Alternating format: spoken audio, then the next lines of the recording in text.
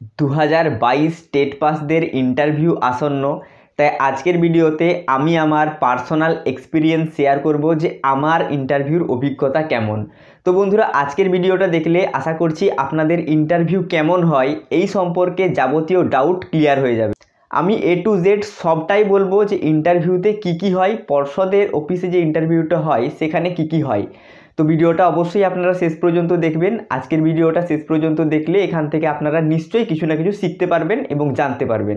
তো ভিডিওটা শুরু করার আগে আপনাদের কাছে একটা ছোট্ট রিকোয়েস্ট, এখনও পর্যন্ত যদি আপনারা এই চ্যানেলটা সাবস্ক্রাইব না করে থাকেন অবশ্যই চ্যানেলটা সাবস্ক্রাইব করে পাশে থাকা বেল আইকনটিতে প্রেস করে দেবেন। আর যদি চ্যানেলটা আপনারা আগের থেকেই সাবস্ক্রাইব করে থাকেন তবে অসংখ্য ধন্যবাদ। তো বন্ধুরা, আমার ইন্টারভিউ পড়েছিল 1 এপ্রিল 2023 এই তারিখে। তো এর আগের দিন অর্থাৎ 31শে মার্চ আমি কিন্তু বাড়ি থেকে বেরিয়ে গিয়েছিলাম এবং পর্ষদ অফিসের সামনে সেখানে একটা রুম নিয়েছিলাম এবং সেখানে রাতে ছিলাম এবং আমার ইন্টারভিউ ছিল কিন্তু সেকেন্ড শিফটে। তো সকালবেলায় খাওয়া দাওয়া করে স্নান টান করে আমি একদম পর্ষদের গেটের সামনে হাজির হয়েছিলাম। তো সেখানে দেখলাম একদম যখন কাঁটাই 1টা বাজে সবার কিন্তু নাম ডেকে ডেকে ভেতরে ঢোকানো হচ্ছে। তো বন্ধুরা, ওদের কাছে একটা লিস্ট আছে, সেই লিস্টটা দেখে তারা কিন্তু নাম ডাকছে।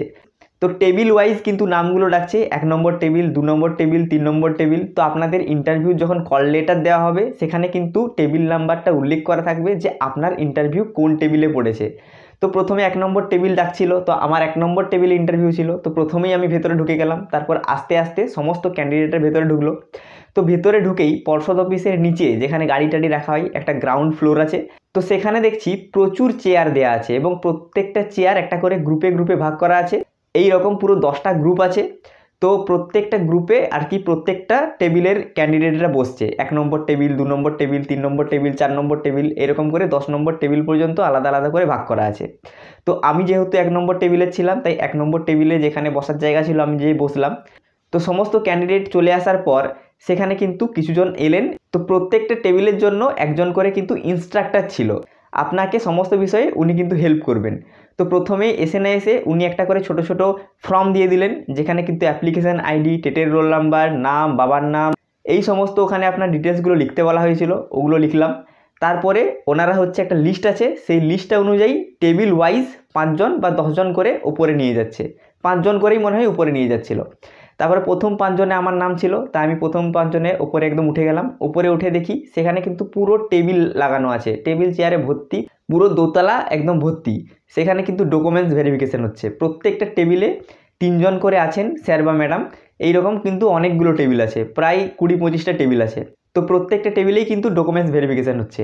তো যে সমস্ত ডকুমেন্টসগুলো ওখানে দরকার ছিল, অর্থাৎ নোটিফিকেশানে যে সমস্ত ডকুমেন্টসগুলো বলে দেওয়া হয়েছে, কল লেটারে যে সমস্ত ডকুমেন্টসগুলো লেখা আছে সেই ডকুমেন্টসগুলোই নিয়ে যাবেন। তো এরপর আমি যথারীতি ওই অরিজিনাল ডকুমেন্টস নিয়ে এবং তার 2 কপি জেরক্স নিয়ে সেলফ অ্যাটেস্টেড উইথ ডেট দিয়ে কিন্তু চলে গেলাম।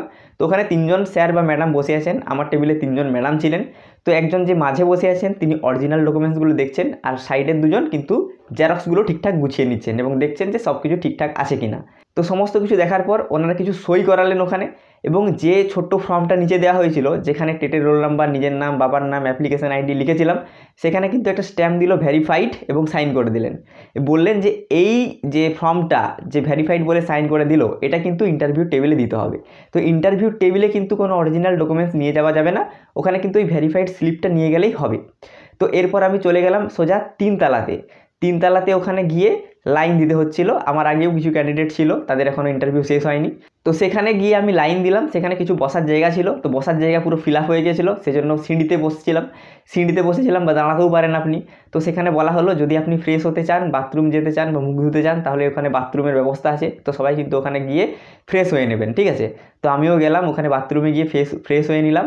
তো আবার ওখানে যেখানে ইন্টারভিউ হচ্ছে 3 তলাতে, সেখানে কিন্তু প্রত্যেকটা টেবিলের আলাদা আলাদা করে একজন ইনস্ট্রাক্টর আছেন।